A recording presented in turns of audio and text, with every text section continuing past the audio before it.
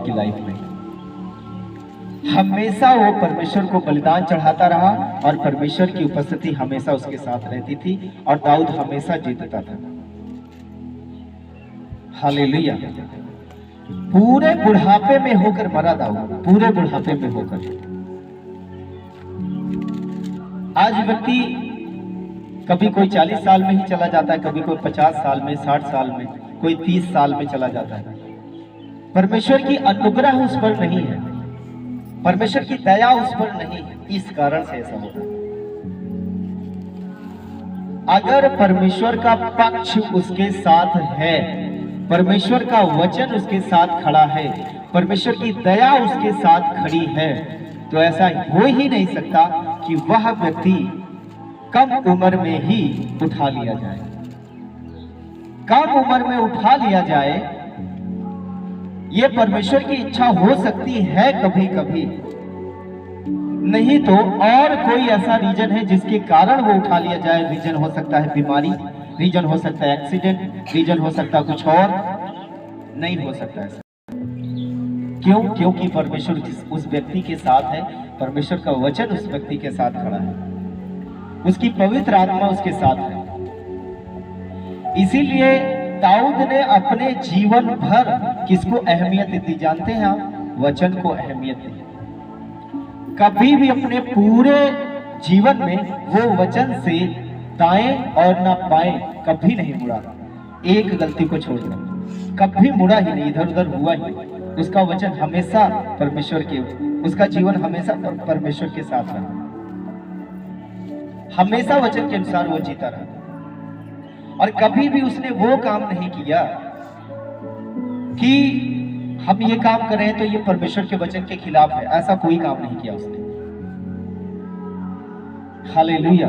इसीलिए पूरी उम्र वो सक्सेस रहा, इसीलिए पूरी उम्र वो राजा के पद से हटा नहीं, इसीलिए पूरी उम्र वो दृढ़ता से बना रहा, कोई हटा नहीं पाया उसको, कोई नहीं हटा पाया उसको। एक जगह की बात है, संदूक था वो कहीं और था और वो दाऊद ने सोचा कि उस संदूक को, वाचा के संदूक को मैं दाऊदपुर में लाऊंगा। तो दाऊद जाकर संदूक को ले आया और नाचने लगा, मूर्ख की तरह नाचने लगा। जब यीशु मसीह वो परमेश्वर का संदूक जब आया तो दाऊद नाचने लगा, खुशी से खूब नाचने लगा, मूर्खता की तरह नाचने लगा। इस तरह से नाचने लगा कि उसका कपड़ा भी उसके तन पर नहीं रहा, वो गिर गया। तब उसकी पत्नी, उसका नाम मीकल था, उसने घर से खिड़की से झांक के देखा कि ये दाऊद तो पूरा मूर्ख बन गया, इसका कपड़ा कहाँ जा रहा है ये भी ये नहीं देख रहा है, ये नाचने में व्यर्थ है, नाचने में व्यस्त है एकदम। दाऊद परमेश्वर की महिमा करते करते ये भूल चुका था कि मैं कहाँ हूँ, मैं कपड़ा पहना हूँ कि नहीं पहना हूँ। इस तरह की वर्शिप वो करता था, इस तरह की वर्शिप वो करता था। हम जब भी चर्च में आते हैं, वर्शिप जितनी देर होती है, आपको आत्मा और सच्चाई से वर्शिप करना है।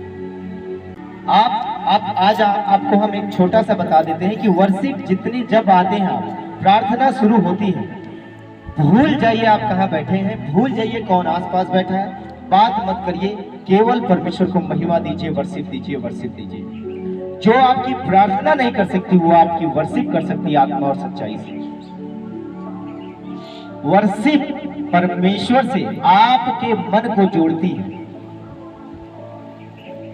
आराधना और वर्शिप जब आप करते हैं, बैठे हैं, बैठ के कर रहे हैं, जब तक आपको बैठकर किया जा रहा है वर्शिप, आप ताली बजाते हुए झूम के करिए वर्शिप, एकदम मगन होकर करिए। जो भी भजन चल रहा है, खड़े हो गए, नाचने कूदने वाला भजन चल रहा है, नाच के कूद के भजन करिए, ताली बजाते हुए, झूमते हुए वर्शिप करिए।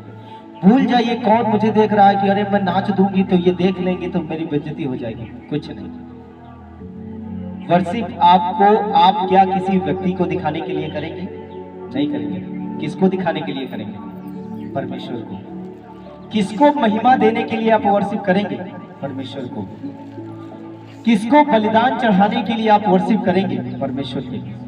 तो जब आप परमेश्वर के लिए कुछ करेंगे वर्शिप आत्मा और सच्चाई से, तो वह वर्शिप परमेश्वर को ग्रहण होगी और उसका उत्तर भी आपके पास आएगा। आमीन। उसके बाद जब भी आप चर्च में आएंगे, आत्मा और सच्चाई से वर्शिप करना है, झूमते हुए, एकदम लूज होकर नहीं, एकदम आलसी होकर नहीं कि हाँ ठीक है ऐसे ऐसे ऐसे, ये नहीं, ये वर्शिप नहीं है। ये तो एक आलस है कि ठीक है मैं बैठा हूं लेकिन मैं मन से वर्शिप नहीं कर रहा। बाइबल कहती है कि परमेश्वर ऐसे व्यक्ति को खोजता है जो उसकी आराधना आत्मा और सच्चाई से कर सके। और दाऊद जब भी परमेश्वर की वर्शिप करता था, आत्मा और सच्चाई से करता था, इसीलिए वो जीत जाता था, हर जगह जीतता था। हालेलुया। हर व्यक्ति को, आप जानते हैं, जब उसकी पत्नी ने देखा कि दाऊद तो मूर्ख बन गया है, तो परमेश्वर ने ये जब सुना, पूरी उम्र मीकल को कोई संतान नहीं हुई, वो बांझ रही। क्यों जानते हैं? क्योंकि उसने परमेश्वर के एक अभिषिक्त दास को तुच्छ जाना था, जो कि परमेश्वर की महिमा आत्मा और सच्चाई से कर रहा है। पूरी उम्र मीकल को कोई संतान नहीं हुई, बांझ रही है। इसका रीजन यही था कि उसने परमेश्वर के दास को तुच्छ जाना था, जो परमेश्वर का अभिषिक्त है उसको तुच्छ जाना था। नहीं हुई संतान, कुछ पूरी उम्र नहीं हुई, बांझ रही है। जो औरत, वो उसका पति था, दाऊद मीकल का पति था, और अपने पति को ही वो मूर्ख जान रही है। जो उसकी आराधना आत्मा और सच्चाई से कर रहा है, उसको मूर्ख जान रही, तुच्छ जान रही। अरे ये तो तुच्छ है, ये तो बेकार है, ये क्या कर रहा है। ये चीज परमेश्वर को बुरी लगी। आप अगर एक पत्नी हैं तो आप हमेशा, आपको अपने पति के अधीन रहना पड़ेगा। ये बाइबल का नियम है, हमेशा नियम रहना, आपको अधीन रहना पड़ेगा। कने अपने पति का आदर नहीं किया और तुच्छ जाना। जो भी पत्नी अपने पति का आदर नहीं करती है, तुच्छ जानती है, कैसे भी है, उस परिवार में आप देखेंगे कभी भी बरकत नहीं होगी। झगड़े ज्यादा से ज्यादा होते हैं उस परिवार में। जो प्रभु का रूल है, जो प्रभु का नियम है, उसको मानने में ही आशीष है। अगर प्रभु का रूल, अगर प्रभु का नियम नहीं मानते हैं, तो हम मसीह में चाहे 10 साल से आते हों, चाहे 20 साल से आते हों, चाहे पूरी उम्र मसीह में रहकर मर जाए, कोई आशीष नहीं मिलेगी, कभी भी नहीं मिलेगी, जब तक ये बाइबल के वचन का रूल हम नहीं मानेंगे, नहीं मिलेगी। आज कितने क्रिश्चियन हैं जो अपने आप को नामधारी क्रिश्चियन कहते हैं। हाँ मैं क्रिश्चियन हूँ, मैं जन्मजात क्रिश्चियन हूँ, मैं जन्म से ही क्रिश्चियन हूँ। वो नशा करते हैं, उनको परमेश्वर के वचन से कोई मतलब ही नहीं है। क्रिश्चियन कोई मतलब नहीं है।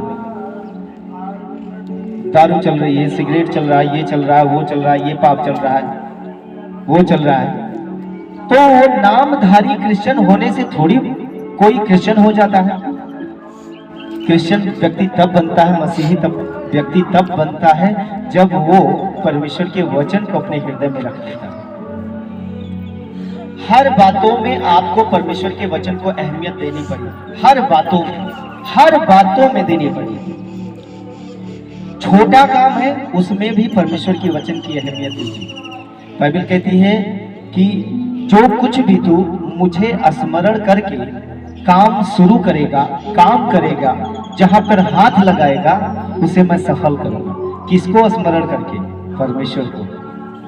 उसे स्मरण करके जहां भी आप हाथ लगाएंगे, काम शुरू करेंगे, कुछ भी करेंगे, बाइबल कहती है कि वो उसे पूरा करेगा, सफल करेगा।